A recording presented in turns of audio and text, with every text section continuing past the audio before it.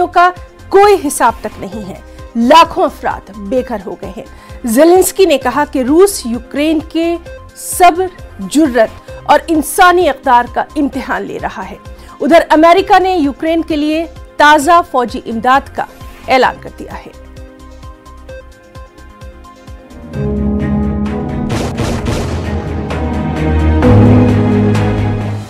Pearl Harbor और 9/11 जैसी सूरत हाल का यूक्रेन को है सामना। रूसी बमबारी में हजारों अफराद हो चुके हैं हलाक।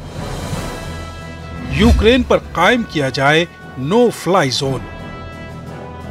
रूसी जारहियत से मुकाबला करने के लिए हथियार, जंगी तैयारे और मिसाइल किए जाएं फराहम। यूक्रेन मुश्किल दौर से गुजर रहा है।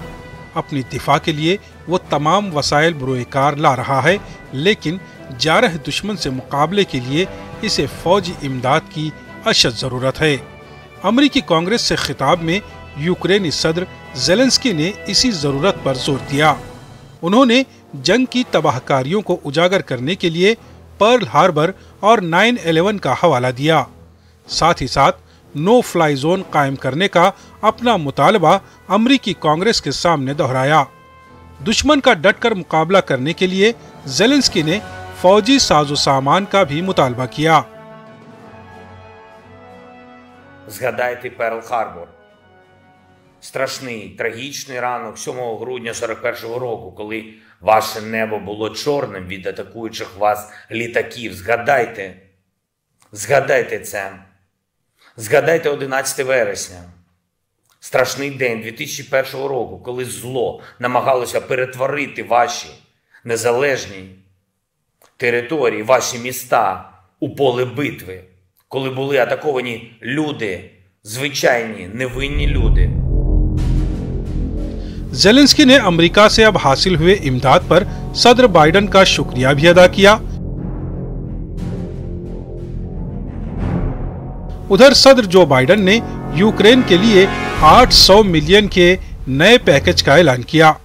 बाइडेन के मुताबिक यूक्रेन अपनी आजादी और जमहूरियत के लिए लड़ रहा है। What's at stake here are the principles that the United States and the United Nations and across the world stand for. It's about freedom. It's about the right of people to determine their own future. It's about making sure Ukraine will never be a victory for Putin, no matter what advances he makes on the battlefield. This is a struggle that pits the appetites of an autocrat against humankind's desire to be free. And let there be no doubt, no uncertainty, no question. America stands with the forces of freedom.